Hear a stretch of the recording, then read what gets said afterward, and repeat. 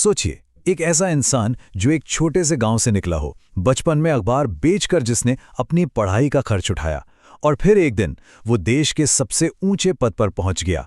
है ना एक कमाल की इंस्पिरेशनल कहानी। ये सफर हमें सिखाता है कि सपनों की वाकई कोई सीमा नहीं होती है। डॉक्टर कलाम के जीवन को समझने के लिए उनके इस एक विचार से बेहतर कोई शुरुआत हो ही नहीं सकती।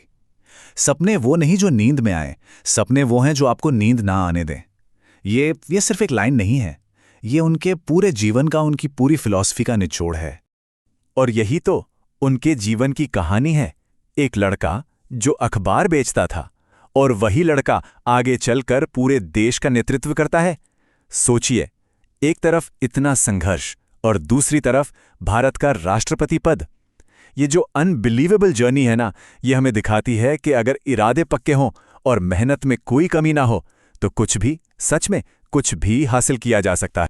तो चलिए उनके इस एक्स्ट्रॉर्डिनरी जीवन को 4 हिस्सों में समझते हैं। पहले देखेंगे उनके सपनों की शुरुआत, फिर मिसाइल मैन बनने का उनका सफर, उसके बाद जानेंगे कि वो जनता के राष्ट्रपति कैसे बने, और आखिर में बात करेंगे उनकी उस विरासत की जो आज भी अमर है। तो शुरू करते हैं पहले हिस्से से। देखिए, हर बड़ी कहानी की एक शुरुआत होती है ना? और डॉक्टर कलाम की कहानी वो शुरू होती है रामेश्वरम के एक छोटे से घर से। उनका जन्म एक बहुत ही साधारण परिवार में हुआ। पिता एक नाव के मालिक थे और माँ एक गृहिणी। घर में पैसों की तंगी थी, तो बहुत ही छोटी उम्र में उन्होंने अपनी पढ़ाई का खर्च निकालने के लिए अखबार बेचना शुरू कर दिया। और जानते हैं, यही जो शुरुआती संघर्ष था उसी ने उनके फौलादी इरादों की नींव रखी। और एक मजेदार बात पता है, डॉक्टर कलाम कोई पैदाइशी जीनियस नहीं थे। एकेडमिक्स में वो एवरेज थे, लेकिन जो चीज उन्हें सबसे अलग बनाती थी वो थी उनकी सीखने की भूख, जो कभी खत्म नहीं होती थी, और साथ में कड़ी मेहनत करने का जुनून। कह सकते हैं कि उनकी कहानी टैलेंट से ज्यादा डेडिकेशन की कहानी है। तो चलिए अब कहानी के दूसरे पड़ाव पर चलते हैं। ये वो दौर है जब एक नौजवान छात्र भारत का मिसाइल मैन बन गया। ये उनके प्रोफेशनल लाइफ की कहानी है जो चैलेंजेस और ट्रायम्फ से भरी पड़ी है। उनके स्टूडेंट लाइफ में एक बहुत बड़ा टर्निंग पॉइंट आया।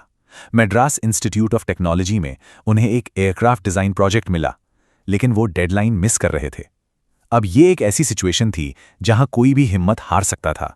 और तब उनके प्रोफेसर ने उन्हें सिर्फ 3 दिन दिए। कहा, करो या स्कॉलरशिप भूल जाओ। ये तो डू और डाई वाली सिचुएशन थी। जरा सोचिए उस नौजवान छात्र पर कितना ज्यादा प्रेशर होगा। और डॉक्टर कलाम ने क्या किया? उन्होंने वही किया जो वो सबसे अच्छा करते थे, दिन रात एक कर दिया। उन्होंने न सिर्फ वो प्रोजेक्ट पूरा किया, बल्कि इस एक घटना ने उनके अंदर वो सेल्फ कॉन्फिडेंस भर दिया जो ताउम्र उनके साथ रहा।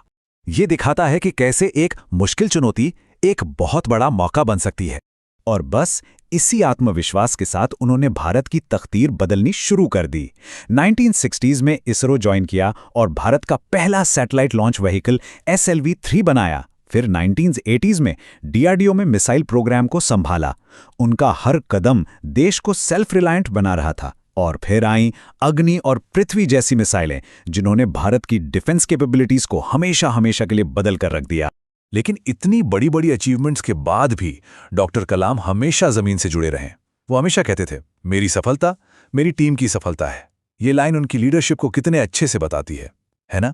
वो हमेशा अपनी कामयाबी का क्रेडिट अपनी टीम को देते थे। यही तो एक महान लीडर की पहचान होती है। अब आते हैं उनके सफर के सबसे ऊंचे मुकाम पर, भारत के राष्ट्रपति के तौर पर उनका कार्यकाल। लेकिन सुनिए, उन्होंने सिर्फ इस पद को संभाला नहीं, उन्होंने इसे एक नई परिभाषा दे दी। वैसे राष्ट्रपति बनने से ठीक पहले 1998 के पोखरण न्यूक्लियर टेस्ट्स में उनका रोल बहुत क्रूशियल था। वो सिर्फ एक साइंटिफिक अचीवमेंट नहीं थी, नहीं, वो दुनिया के सामने डॉक्टर कलाम के नेतृत्व में एक मजबूत आत्मनिर्भर भारत का ऐलान था। तो उन्हें जनता का राष्ट्रपति या पीपल्स प्रेसिडेंट क्यों कहते हैं? वजह सीधी है, उन्होंने राष्ट्रपति के पद को आम लोगों के, खासकर बच्चों और स्टूडेंट्स के करीब ला दिया। वो राष्ट्रपति भवन जो कभी सत्ता का एक दूर दराज का किला लगता था, उनके दौर में नॉलेज और इंस्पिरेशन का हब बन गया था।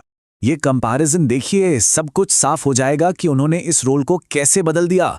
जहां पहले एकदम फॉर्मल प्रोटोकॉल और दूरी होती थी, डॉक्टर कलाम वहां सादगी और एक्सेसिबिलिटी ले आए। जहां पहले पावर का सिंबल था, वो युवाओं के लिए इंस्पिरेशन बन गए।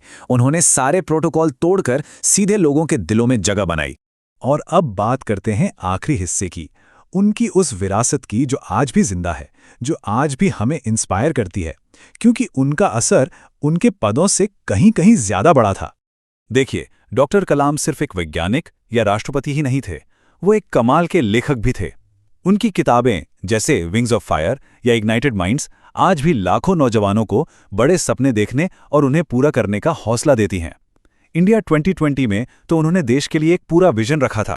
27 जुलाई 2015 ये वो दिन था जब भारत ने अपने सबसे प्यारे बेटों में से एक खो दिया। लेकिन उन्होंने अपनी आखिरी सांसें कहाँ लीं? किसी आरामगाह में नहीं, बल्कि IIM शिलोंग में स्टूडेंट्स को लेक्चर देते हुए। ये कोई इत्तेफाक नहीं था, ये तो जैसे उनके पूरे जीवन का सबूत था। एक टीचर जो अपने आखिरी पल में भी वही काम कर रहा था जिसे उसे सबसे ज्यादा प्यार था, नौजवानों को इंस्पायर करना। तो डॉक्टर कलाम के जीवन से हम क्या सीख सकते हैं? 4 बातें हमेशा याद रखनी चाहिए। पहली, बड़े सपने देखो। दूसरी, कड़ी मेहनत से कभी मत डरो। तीसरी, कामयाबी मिलने पर भी विनम्र रहो। और चौथी, हमेशा देश को सबसे पहले रखो। उनका जीवन हमें एक बहुत गहरे सवाल पर सोचने को मजबूर करता है कि आखिर एक महान जीवन का मतलब क्या होता है? क्या बस बड़े पद और कामयाबी पाना, या फिर अपनी लेगेसी के जरिए दूसरों को इंस्पायर करना? और चलिए उनके इसी एक पावरफुल थॉट के साथ इस बात को खत्म करते हैं। महान सपने देखने वालों के महान सपने हमेशा पूरे होते हैं। इसका मतलब यह है कि जब आप बड़े सपने देखते हैं और पूरी शिद्दत से काम करते हैं तो आपका असर आपसे भी बड़ा हो जाता है। डॉक्टर कलाम का जीवन इसका सबसे बड़ा सबूत है। उनकी विरासत उनके सपनों से भी आगे निकल चुकी है और हमेशा हमेशा हमें इंस्पायर करती रहेगी।